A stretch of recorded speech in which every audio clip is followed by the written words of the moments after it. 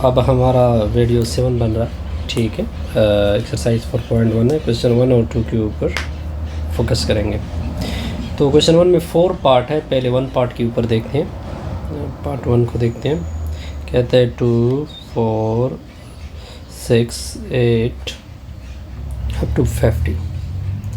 कहते हैं इसको क्लासिफाई करें कि ये फाइनाइट है या इनफाइनाइट। अगर आप देखिए, इसका इनिशियल 2 से स्टार्ट है और इसका इनर टर्म यानी लास्ट टर्म कहाँ पे ख़त्म हुआ है, 50 पे। यानी यहाँ पे आप काउंट कर सकते हैं कि 2 से लेकर 50 तक कितने डिजिट हैं, ठीक है। इस सीक्वेंस के टर्म कितने हैं, तो इसको बोलते हैं फाइनाइट सीक्वेंस। तो हमने आगे क्या लिखा, फाइनाइट सीक्वेंस। जिस तरह फाइनाइट सेट होता है सिमिलरली फाइनाइट सीक्वेंस भी ऐसा ही रिज़ल्ट है। 1 0 1 0 1 0 1 अप टू सो। देखिए ये इनफाइनाइट सीक्वेंस है। कौन सा सीक्वेंस है, इनफाइनाइट सीक्वेंस। क्यों इनफाइनाइट है, क्योंकि देखिए जब भी अप टू सो ऑन हो, ये उसकी नॉर्मल निशानदेही है। लेकिन आप इस तरह भी कह सकते हो जिसके सीक्वेंस के नंबर काउंट ना हो सके, इसको काउंट नहीं किया जा सकता, तो इस वजह से ये इनफाइनाइट है।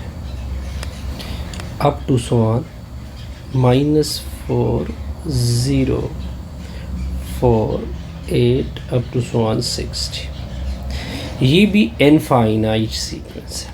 कौन सा सीक्वेंस है। आप कहोगे कि सर यहाँ पे तो लास्ट टर्म फाइंड है, बिल्कुल फाइंड है, लेकिन ये राइट साइड पे लास्ट टर्म हमें फाइंड है। लेकिन अगर आप लेफ़्ट साइड के इसके देखें, वो हमें फाइंड नहीं है कि वो कहाँ तक है। तो इस वजह से ये कौन सा सीक्वेंस है, इनफाइनाइट। नेक्स्ट क्या है, last 1 -1/3 1/9 1/27 up to so on -1/21 87, ये भी इनफाइनाइट सीक्वेंस है। कौन सी सीक्वेंस है, इनफाइनाइट, सॉरी फाइनाइट। कौन सी सीक्वेंस है, फाइनाइट सीक्वेंस। अब ये क्यों फाइनाइट सीक्वेंस है, क्योंकि बिकॉज इसका ये है, क्योंकि इसका लास्ट टर्म या इनर टर्म जिसका फाइंड हो उसको क्या बोलते हैं, फाइनाइट सीक्वेंस बोलते हैं। अब नेक्स्ट क्वेश्चन देखिए, अब और रिज़ल्ट आ रहा है। कहते हैं कि इसके फर्स्ट 4 टर्म यानी हमने फाइंड करना है A1 A2 A3 A4। इसके ऊपर क्वेश्चन मार्क है।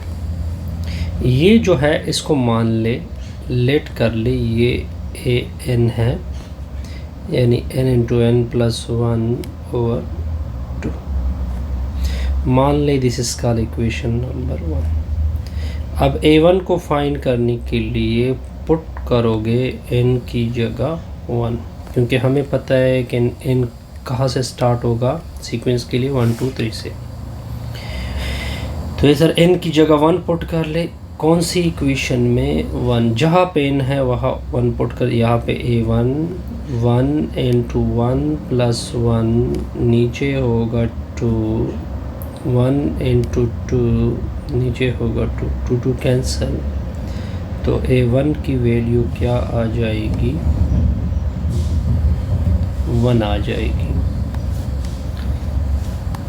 अब हमने फाइंड करना है A2, तो आप पुट करोगे n की जगह 2 कौन सी इक्वेशन में, n1 में, भी गेट हो जाएगा।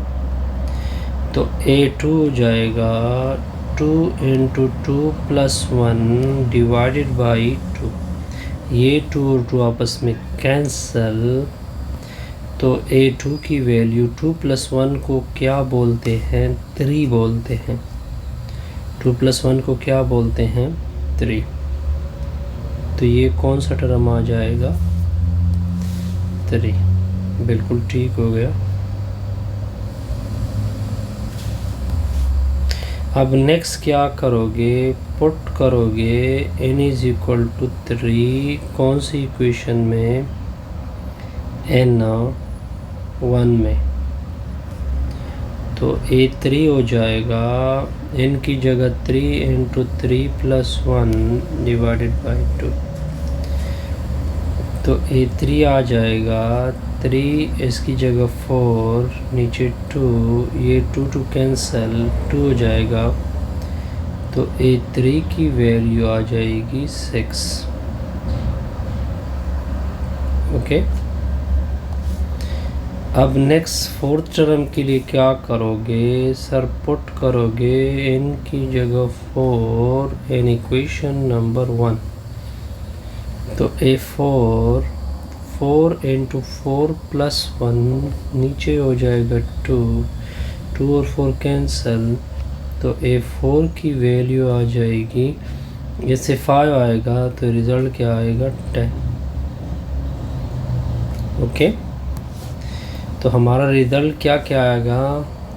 The first 4 term of the sequence, the first 4 terms of the sequence are, कौन कौन से हैं? पहला तो है 1, आई थिंक सो, दूसरा है 3, तीसरा क्या है 6, चौथा क्या है 10। दोबारा मैं थोड़ा रिवाइज करके दे देता हूँ। 1 पुट करोगे 1 इंटू 1 प्लस 1, ठीक हो गया, ये बिल्कुल ठीक है। 2 कैंसिल, 2 प्लस 1 3, बिल्कुल ठीक है। 3 प्लस 1 4, ठीक है। 2 6, बिल्कुल ठीक है। 4 2 10, बिल्कुल ये फर्स्ट 4 टर्म आ जाएंगे। अब आते हैं नेक्स्ट पार्ट के ऊपर। नेक्स्ट पार्ट क्या है? -1 की पावर n-1 डॉट 2 की पावर n+1। लेट कर ले कि ये an के इक्वल है। -1 की पावर n-1 डॉट 2 की पावर n+1, मान ले दिस इज कॉल्ड इक्वेशन 1। चूँकि ये सीक्वेंस का है, सीक्वेंस का टर्म है, सीक्वेंस का जर्नल टर्म है, तो हम n को 1 2 3 4 तक रखेंगे। क्यों? क्योंकि हमें मांगा जा रहा है कि फर्स्ट 4, तो A1 A2 A3 और क्या फाइंड करेंगे? A4।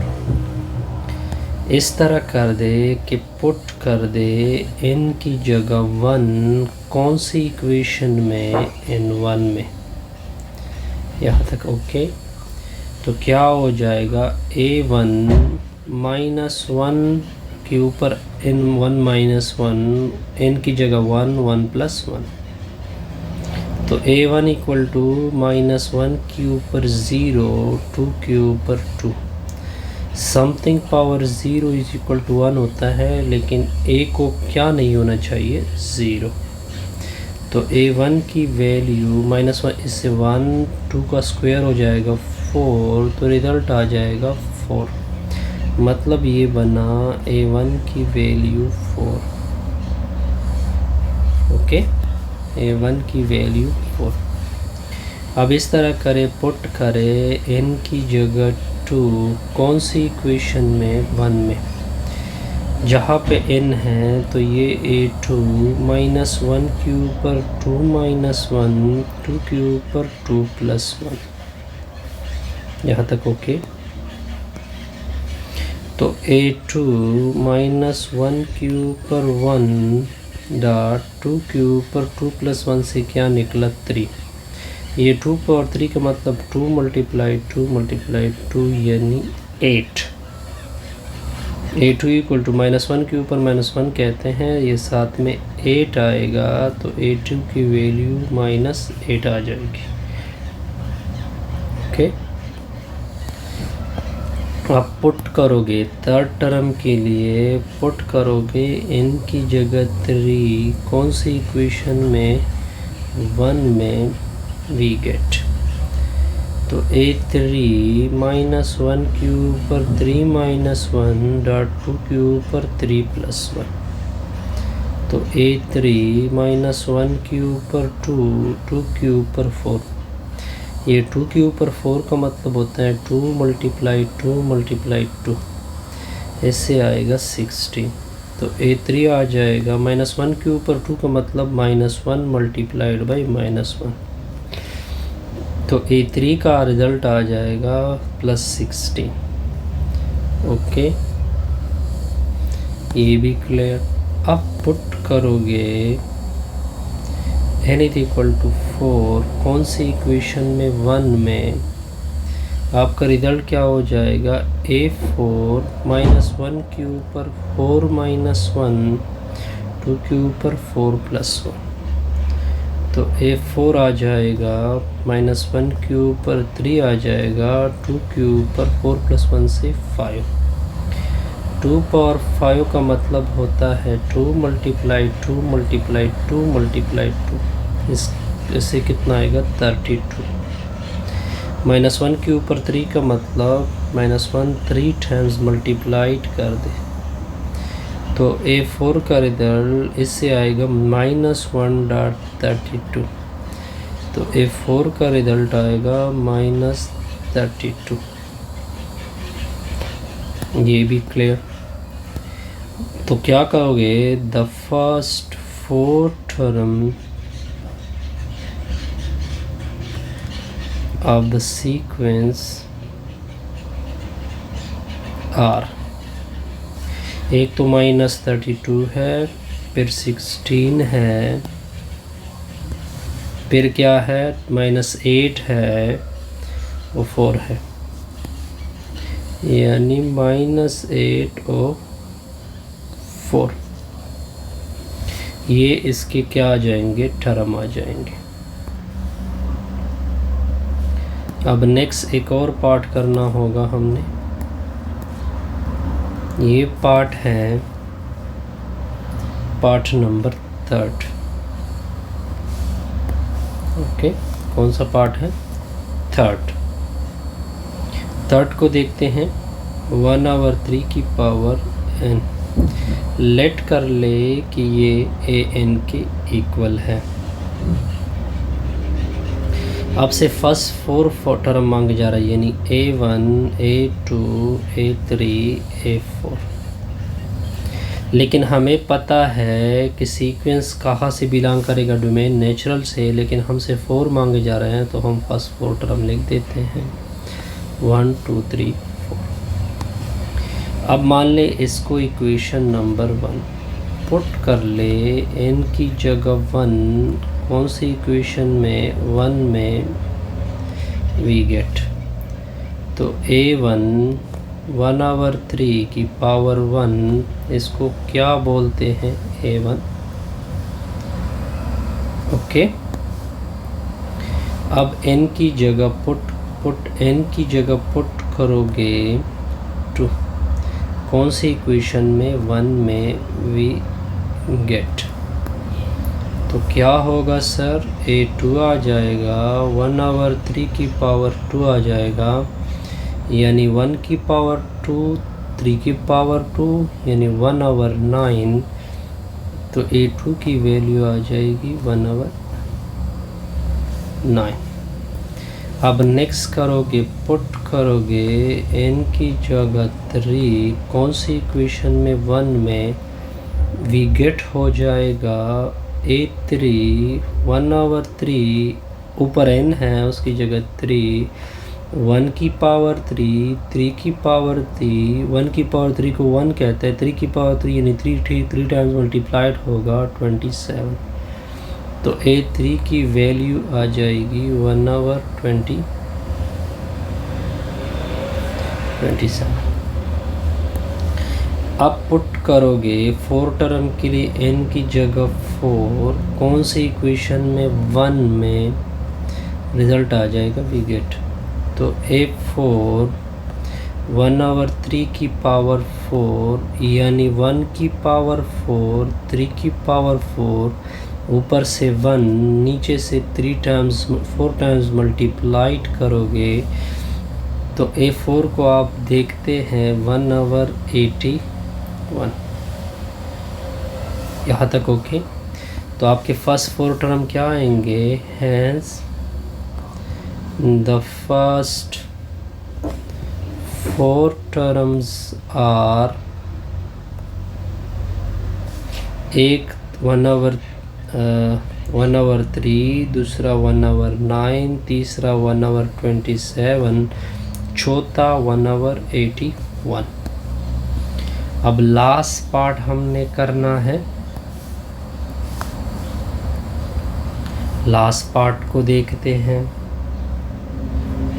लास्ट पार्ट क्या है, फोर्थ पार्ट। फोर्थ पार्ट है n into n-1, दूसरा है n-2, नीचे है 6। लेट ले कि ये a n के इक्वल है। n into n-1, n-2, नीचे है 6। Suppose this is called equation number 1।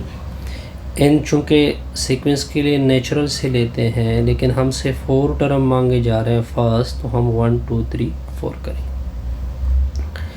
Put करो n की जगह 1, कौन सी इक्वेशन में 1 में v क्या हो जाएगा, गेट हो जाएगा।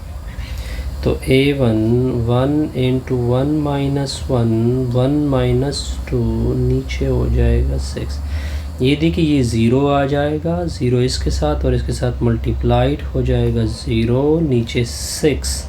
तो a1 की वैल्यू क्या हो जाएगी, 0।